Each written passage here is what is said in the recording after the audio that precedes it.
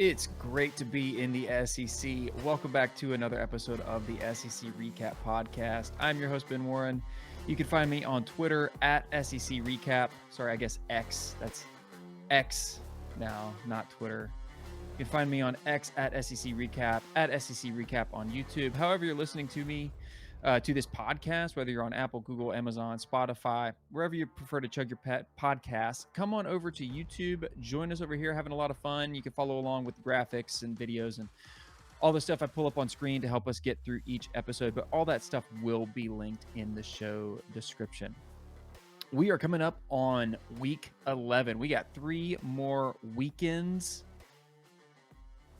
of college football regular season, and then we are into bowl season. Love bowl season. We'll be doing all the bowl game previews I can get my hands on in the SEC. And then we're coming up on that 30-day transfer portal period. Going to be a lot of stuff happening. Going to try to follow it all. Hard to catch it all, but we're going to do our best here on the SEC Recap Podcast. Changing it up just a bit this week. Going to do a quick Week 10 recap. Say that 5 times fast. A quick Week 10 recap. And then I'm going to save a little bit of time. Instead of doing previews for the full SEC slate for Week 11, I'm actually going to dig in just a little deeper to the UT, Missouri, and Ole Miss Georgia lineups, and I'm kind of getting back in my groove as we start to transition back into bowl season, where I like to do the team-on-team, statistical matchups and stuff like that. I know you folks on YouTube really appreciated those last year, so I'm bringing those back. And you guys have showed your support. We're past 300 followers on YouTube now, which I greatly appreciate. Very thankful to all of you who listen and tune in wherever you are. But like I said, head on over to YouTube. It's a lot more fun. Like, subscribe. And with that being said, let's get into it. So here's our Week 10 recap. Now, we'll go maximized here. Here we go. So first game up, these are all the noon games or the 11 a.m. games, right? We had 17 Tennessee hosting UConn, 1-7 UConn Huskies, well, 1-8 UConn Huskies now, and laid the wood 59-3. I did pick Tennessee to win, pick Tennessee to cover. They were 35.5 point favorites. Over under was 55.5. That was a ching. We hit on all 3. Usually if we just hit 2 out of the 3, that's a dub. But when you hit on all 3, that is exciting. So I had originally picked 47-10 as my score for the Vols cover. 59-3 was the final. Joe Milton was great. 254 through the air, 2 tutties. Jalen Wright, 8 carries, 113 yards, and a tutty on the ground, including a long one that was like 82 yards or something. He continues to impress, and yardage-wise, total yards, he is not leading the SEC. He's number 3 in the SEC, but when you look at yards per carry and the fact that he's splitting with Jabari Small, Dylan Sampson, who each have about 400 yards and some touchdowns, man, Jalen Wright is just a dude. Squirrel Wright added 2 receptions for 94 and a touchdown. So the Vols offense of these last 2-3 weeks, markedly different than what we saw from them through the first 4 or 5 weeks. They have made incredible strides. Joe Milton is playing with a ton of confidence, and a Vols offense that is playing with that kind of confidence, coupled with the defense, which has been greatly improved this year, especially against the run. That is a team I guarantee that nobody wants to play. And then we had Texas A&M going to number 10 Ole Miss. Ole Miss 3-point favorites, and the over-under was 53.5. My score was 30-24. Thought Ole Miss would kind of just cover that. They handled it no problem. It was 38-35. Defense suspect there. So kind of a push on the spread, but they do get the win, and we do hit the over. Ole Miss has to travel to play Georgia. We're going to dive more into that matchup. A&M falls now 5-4 overall, 3-3 in conference. Yet another just underwhelming, underperforming season relative to the talent by Jimbo Fisher and the Texas A&M Aggies. What's going to happen there? I still don't think he's going to be fired. It's going to cost him too much. You owe him $75 million, then you got to shell out another $100 million for whoever you bring in next. I'd hate to be an Aggies fan, man. I would hate to be an Aggies fan. That's just the amount of underwhelmingness coming out of College Station, especially in the football world. Basketball's pretty good. You know, you got some other things going on there, but at least when it comes to football, not great. Jackson Dart, 387 through the air, 2 tutties. Quinshon Judkins, 23 carries, 102 yards, 3 touchdowns. Some of your yardage leaders there. Ole Miss offense, really, really great. Defense, we'll take a look at that a little bit more in depth here in a bit. Now I tweeted about this one early in the week. Arkansas going to Florida. Arkansas not been good. They did not have a conference win. Florida playing okay, but I always had Florida pegged at a 6-16. I tweeted out earlier in the week that I thought this game could be closer than maybe people realize. I still thought Florida would win, home field advantage, but hey, a lazy noon kick after getting your ass whooped by Georgia the week before. 5.5-point favorites. Thought Arkansas could definitely close that gap or come close to it. You know, a 6-point game, something like that. And I took the under on 50.5, and I was wrong. I'm never afraid to admit I'm wrong. I put my opinion out there. I put my picks out there. Sometimes I'm right. Sometimes I'm wrong. And, you know, some people like to run away, hide, delete stuff when they're wrong. Not me. You know, you win some, you lose some. I thought this would be more like a 28-22, given Arkansas struggles. 39-36. Arkansas wins it in overtime. Miss on the outright pick, miss on the spread, obviously, and mega whiff on the under there. But good on the Razorbacks. You know, Sam Pittman kind of buys himself another game or two. Still question how long he'll actually be there, but Arkansas gets it, and Florida is still looking to get bowl eligible. They're not there yet. We'll see if they can do it. Just got harder. All right. Really, another really, really interesting game that I talked about in the preview. It was the Gamecocks versus the Gamecocks, the Jacksonville State Gamecocks in Columbia, South Carolina, playing the South Carolina Gamecocks. Jacksonville State, 16.5-point underdogs. My pick was for South Carolina to win outright. The over-under was 55.5. The way Jacksonville State had been playing, I knew they could score. South Carolina's defense has been atrocious. Even South Carolina fans will admit that. I know you will, because I listen to your call-in shows every week. That was a win. Got all three. So Jacksonville State covered. Final score there, 38-28, a 10-point win, and it went late. That was a tie ball game there late in the game. My initial pick was 36-20, so you know, a few points off there, but nonetheless, Jacksonville State keeps it within the spread. South Carolina still wins, and of course, we hit the over. So check those boxes.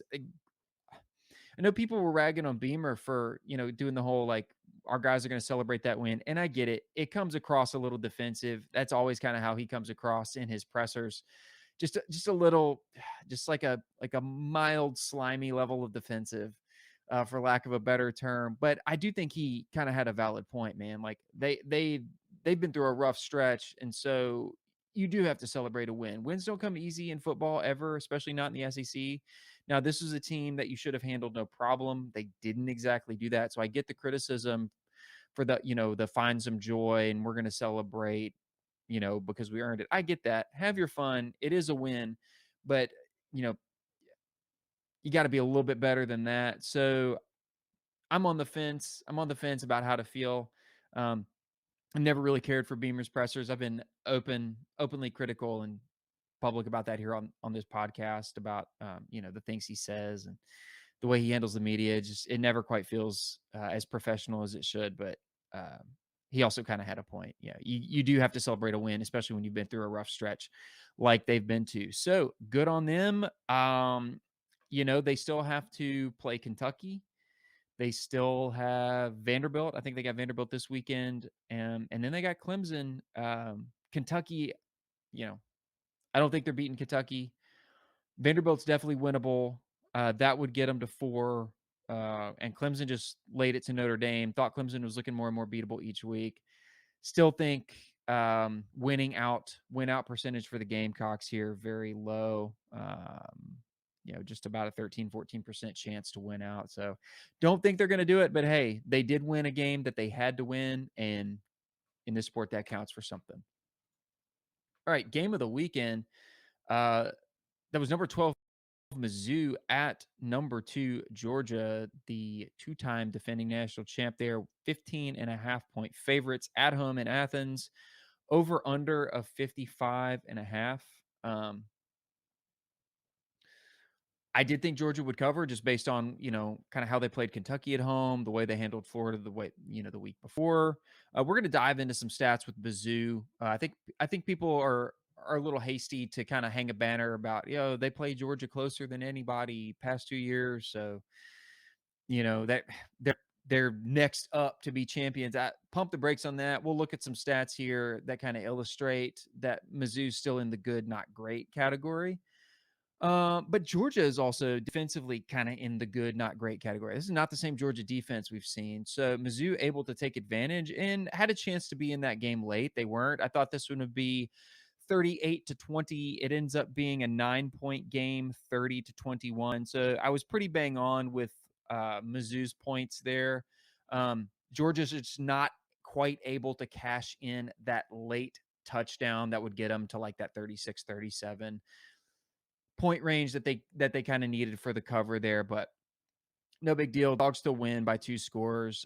We do miss on the point spread and the over there. 30-21 comes in under the 55.5. So Georgia's still undefeated. Georgia still controls the East. They do have Ole Miss coming to town. That is a pivotal game. If Georgia loses that game and then loses to Tennessee, assuming Tennessee wins out, there's still an outside chance that Georgia is not, going to Atlanta for the SEC title game. However, it's the margins there, the probabilities. It's fun to think about. It's highly, highly unlikely as well. All right, then we had Auburn. I should have had this swap. This is Auburn at Vanderbilt. I thought this game would be like that 27-18. I was pretty close. It ended up being 31-15. Auburn did win, and we did come in at the under on 49.5. So that was 2 out of 3. Vanderbilt just not quite able to cover there, about a touchdown away from being able to cover that spread. Not a whole lot else to say. Auburn gets its second SEC win. Granted, it's versus Vanderbilt. Vanderbilt has no SEC wins. They're still 2-8 overall. Auburn, meanwhile, improves to 5-4. They definitely have an opportunity to get bowl eligible. They will play Arkansas, and I think they get a New Mexico State. So, winnable contest for them to possibly get to 7-5. I don't think they're beating Alabama in the Iron Bowl. Sorry, just the realist in me, but Peyton Thorne. Offense not great, but they do enough, especially against teams like Vanderbilt. 194, 2 touchdowns, and interception. Jarquez 119 carries for 183 yards and 2 touchdowns. So they got it done on the ground and did enough through the air to get the points that mattered. And then we had Kentucky going down to Starkville, where they had not won since 2008, playing Mississippi State, the Clanger. This was kind of a big miss score-wise for me. So I picked Kentucky. Let me start over. I picked Kentucky to win, and I picked the under on 45.5. So that was 2 out of 3. However, I thought Mississippi State would score enough at home to keep it within that 4.5. Thought it'd be about a field goal ball game. Boy, they are just not good. just not good. I mean, Mike Wright in that offense, he was 11 of 21 for 78 yards and interception. Chris Parson ends up coming in 6 of 14, 67 yards. I mean, they had 31 yards rushing, and 17 yards receiving. Like, this was atrociously bad. Um, like 218 team yards. Like, they're listed as 100. Hold on. Let me go back here. Sorry, 145 yards passing, excuse me, not receiving. 73 yards rushing. I got a couple numbers mixed up there. But golly, just did not expect it to be that bad. But Kentucky wins in Starkville for the first time in 15 years. Good on them. Was bang on their point total, 24 points there. Just huge whiff on the Bulldogs point total.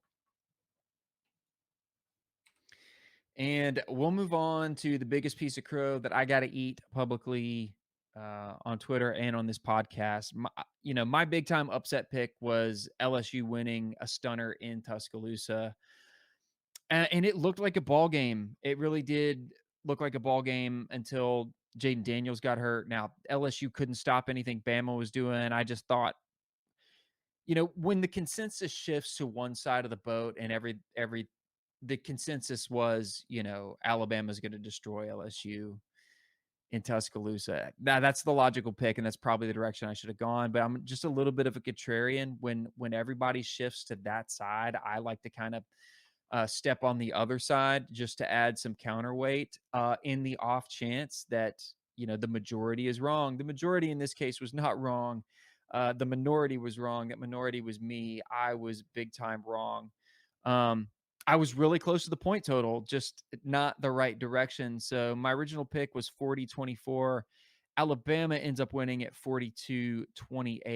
Was a ball game until Jaden Daniels got knocked out with an injury, concussion protocol, whatever he had to go through. So miss on the LSU pick and the win. I mean, we do hit on the over on 61.5, but got to go 2 of 3 to get it there. Alabama controls its own fate in the West. It would have to lose twice to, let's see, Kentucky and Auburn, I believe, for Ole Miss. And Ole Miss would have to beat Georgia and then win out its SEC schedule to jump Alabama. So again, outside chance, sure. Likely, realistic, probably not. So there is your quick Week 10 recap. And just before we dive into some power rankings, I want to take just a minute to share with you. There are no ad reads, no sponsorships on this podcast. I do this all just for me. And I'm thankful to each and every one of you who listen. So I just want to take a quick minute, a quick 60 seconds to plug some stuff. If you want to donate to the pod, link is in the description below. I've also got a QR code up here on the screen on YouTube. Just $1, $2, a cup of coffee, just to kind of help pay for some, hosting costs to run my website and just some, kind of offset the cost of time spent, recording and doing all this stuff. It does take up substantially more time than you might think. Definitely what I thought before I even started doing this a little over a year ago. But if you also like merch, I've got some great merch for you. My SEC Pride merch and some additional stuff on my Bonfire store over there at bonfire.com/store/recap. Again, link in the description below. Let me clear my scripts off here. There you go. So I've got a new shirt out, which I love, my Big Doink Energy t-shirt. Let me throw this QR code up there. If you love big doinks, flex your love of big doinks with the Big Doink Energy tee.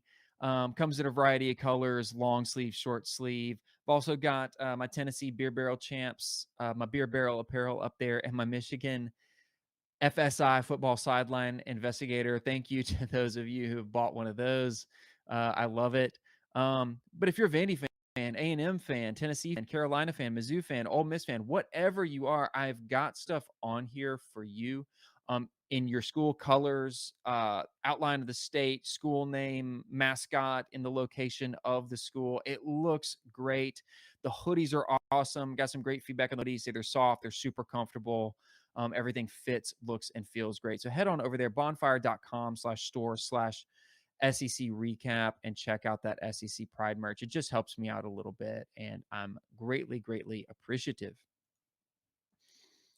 All right, let's check out some power rankings. So, not a lot changed here, except the number 1 and 2 from my previous week. So, I moved Alabama into that number 1 spot. I thought the way that they handled LSU, um, probably their strongest win today. That and the Tennessee win. I know both those wins were at home.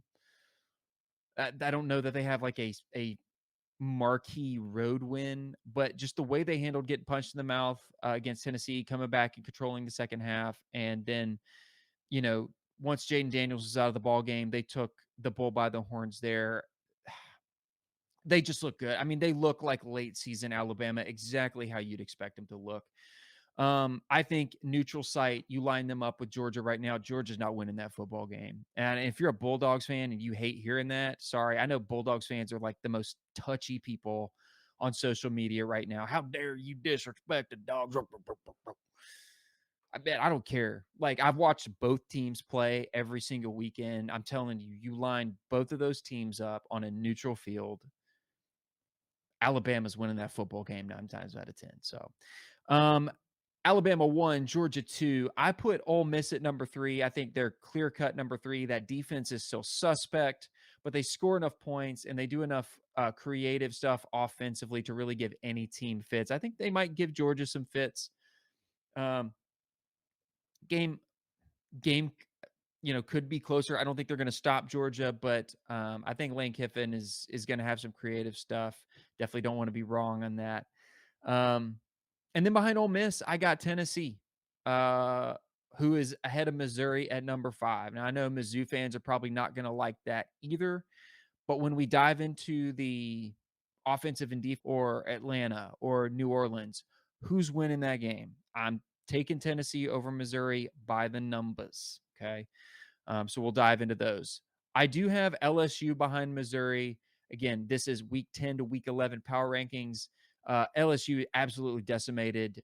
If you line Mizzou, LSU up again on a neutral site, um, especially if Jaden Daniels is, limited. LSU, they're just, even as good as that offense is, they cannot stop a sneeze. So they're going to have a hard time staying in it, I think, with any of those teams in the top 5.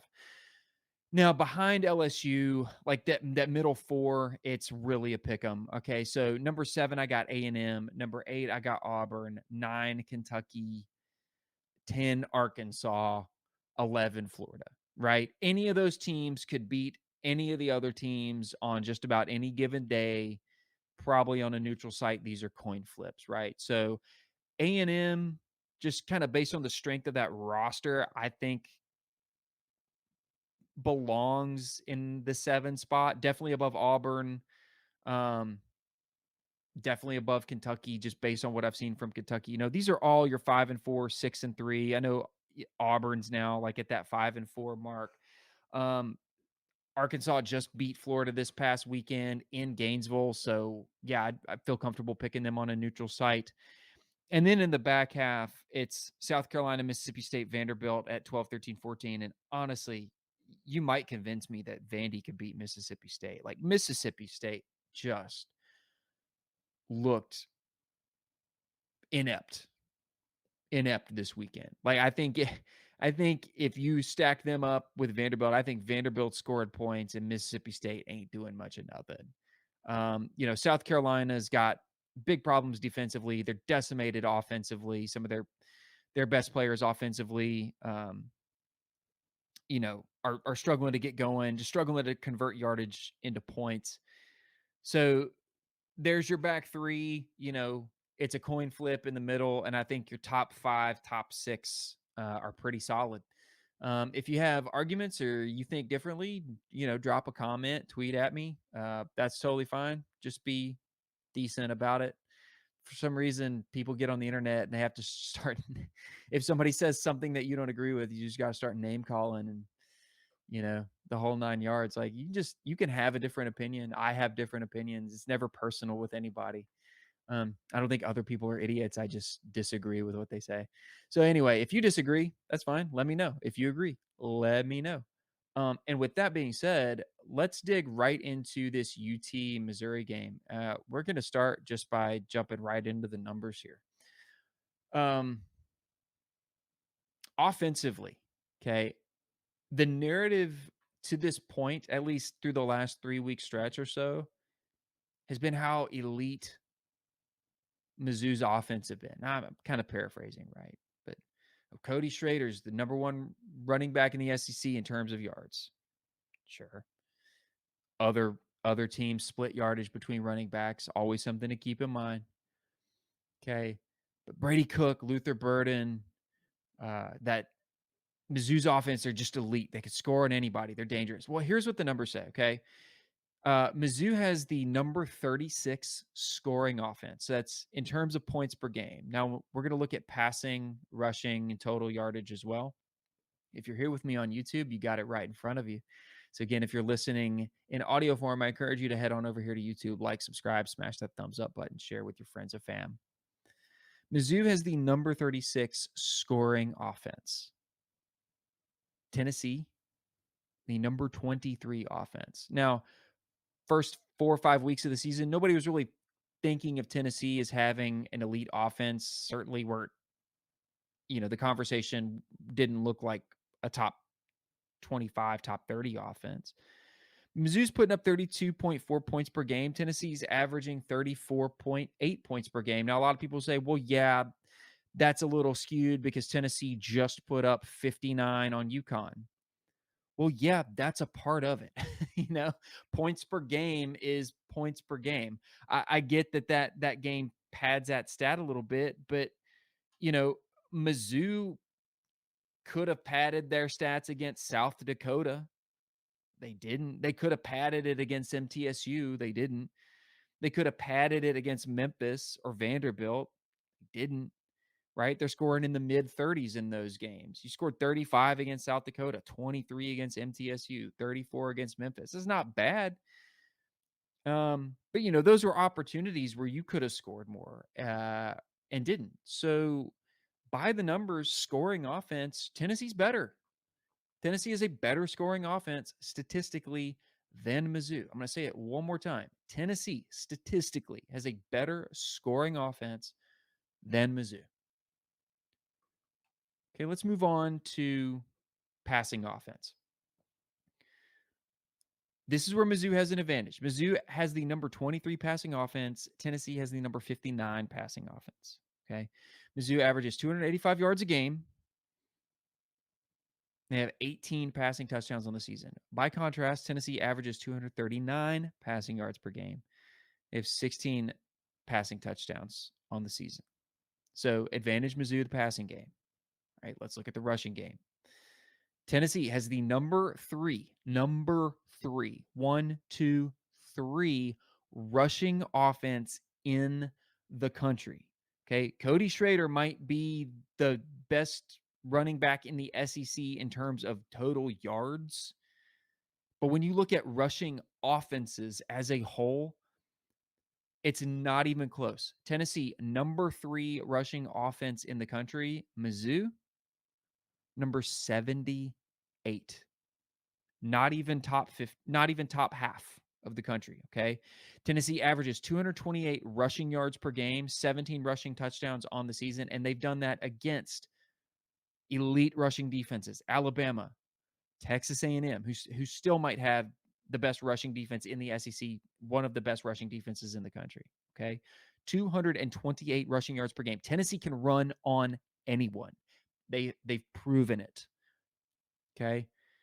Mizzou, number 78, 149 rushing yards a game. Most of that's Cody Schrader. They're also averaging 17 rushing touchdowns a game. So advantage there, Tennessee.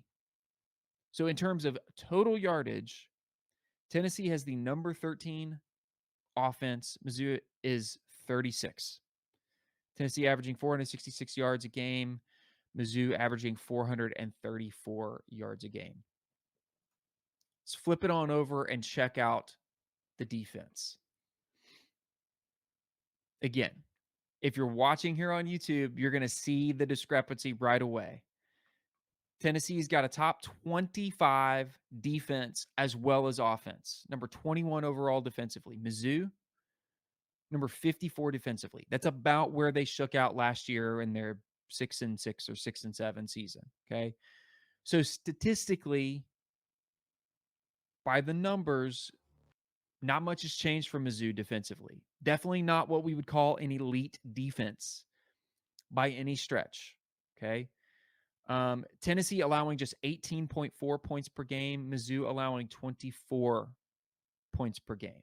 Again, a lot of people might say, well, Tennessee beat UConn 59-3. Again, yes, that's part of it. You play the opponents you play, and you have to score as many points on them and prevent them from scoring as many points as possible. Okay. Let's look at passing defenses. Tennessee, number 55, Mizzou, number 65. By the way, just a 7-yard spread there between 55 and 65. 222 for Tennessee, 229 for Mizzou. Tennessee, though, just allowed 8 passing touchdowns. Mizzou has allowed 18 passing touchdowns. Okay. That is a huge vulnerability, especially against an offense that is going to spread you out, stack sets into the boundary. Okay. Mizzou likes to run, I think, like that cover 3 defense. They like to roll a safety down and stack the box and play stout against the run. Don't think that's going to matter much against Tennessee, who's proven they can run the ball. And guess what? You roll that safety down, you're going to see Ramel Keaton, Squirrel White stacked out there to the boundary, and one of them is going to run past your only safety that's back there. So I think this has kind of been the recipe for how Tennessee has torched Mizzou in the past. Is by spreading it out sideline to sideline, letting Mizzou roll that safety down there to play stout against the run, and Tennessee has just been content to, chuck it on some seam routes and chuck it on some stack sets into the boundary line there. I think you see that again. I mean, it's worked for Tennessee the past 2 years. I don't see any reason why that would change. All right, let's move on to rushing defense. So rushing defense, Tennessee number 14, Mizzou number 26. Tennessee allowing just 97 rushing yards per game, only giving up 9 rushing touchdowns. Mizzou pretty good as well, 114 rushing yards allowed per game, allowed 5 rushing touchdowns. So you're much more likely to score through the air on Mizzou than you are to probably pound it in the red zone. Something to think about. If you're Tennessee, you're more likely going to be scoring from, several yards out as opposed to power run game in the red zone.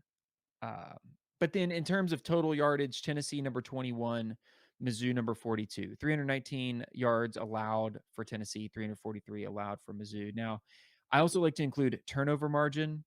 Tennessee is +5. They just had three turnovers for scores against UConn. So again, that does pad that stat a little bit, but that was a historic defensive performance. It's only happened 3 times ever in the SEC. I believe first time ever for Tennessee, 3 turnovers for touchdowns. Mizzou just +1 on the turnover margin. So credit the defenses there.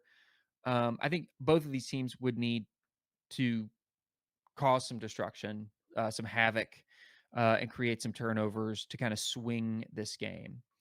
But again, we're just looking at Tennessee, number 23 offensively versus Mizzou, number 54 defensively.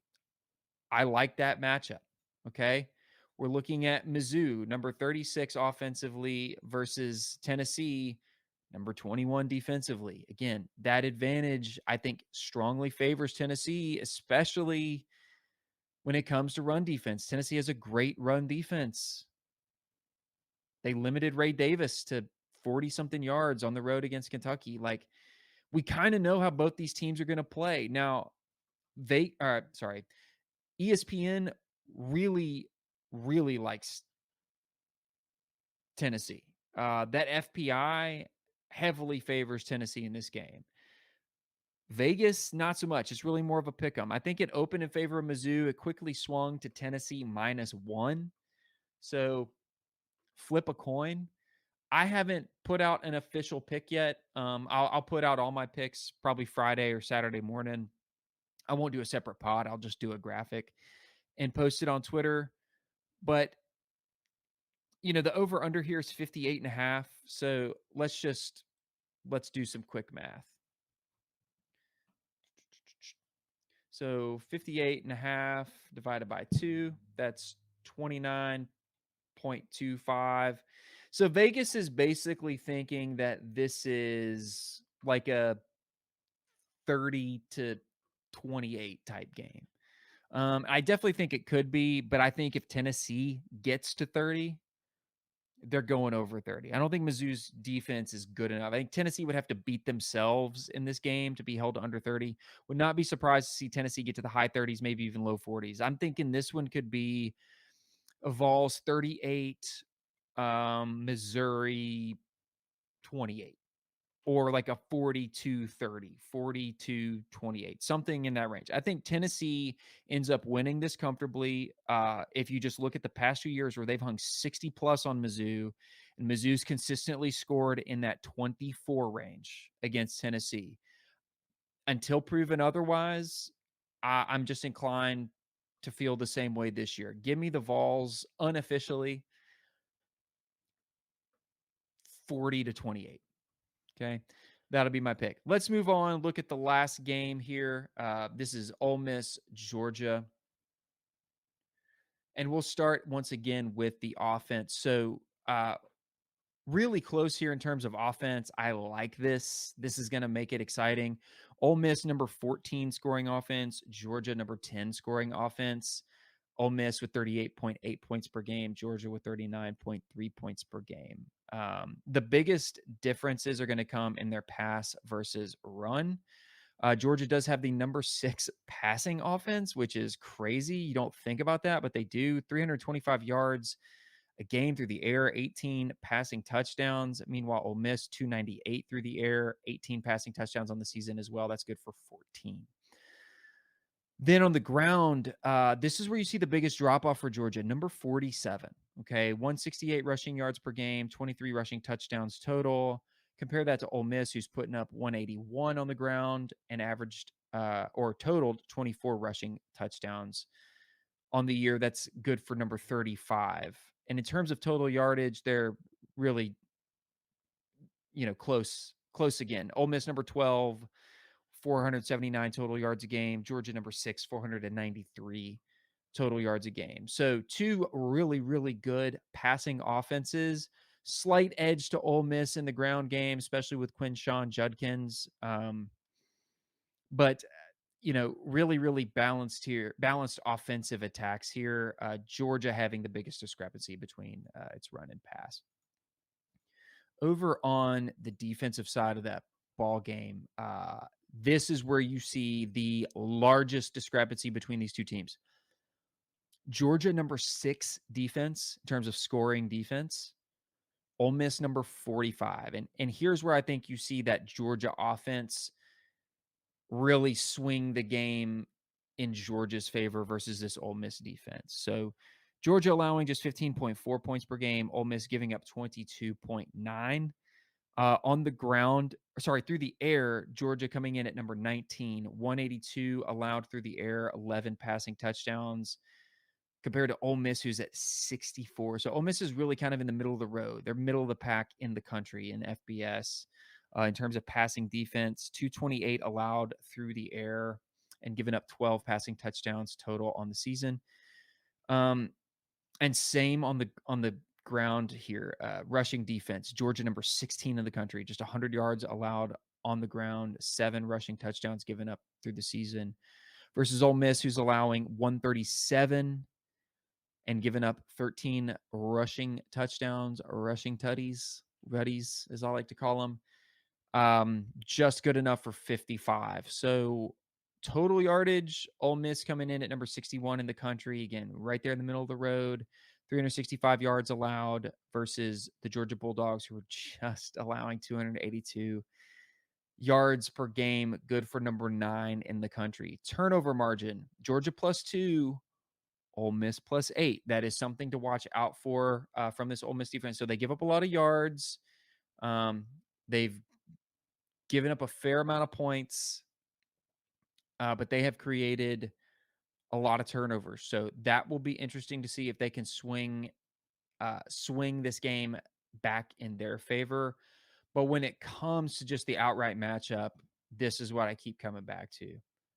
That number 10 Georgia Bulldogs offense, averaging almost 40 points a game, elite passing attack, okay ground attack, versus Ole Miss's number 45 scoring defense, number 61 overall defense. I just think Georgia's going to move the ball. I don't think they're going to have much trouble moving the ball. I think Ole Miss offensively will have some success on Georgia, especially through the air. That's going to be where Georgia is kind of the most vulnerable. But I like Georgia in this game. So Vegas likes Georgia as 10.5 point favorites. This is also a 58.5 point over under. So again, quick math here, divide that by 2. Let's add half of that spread back.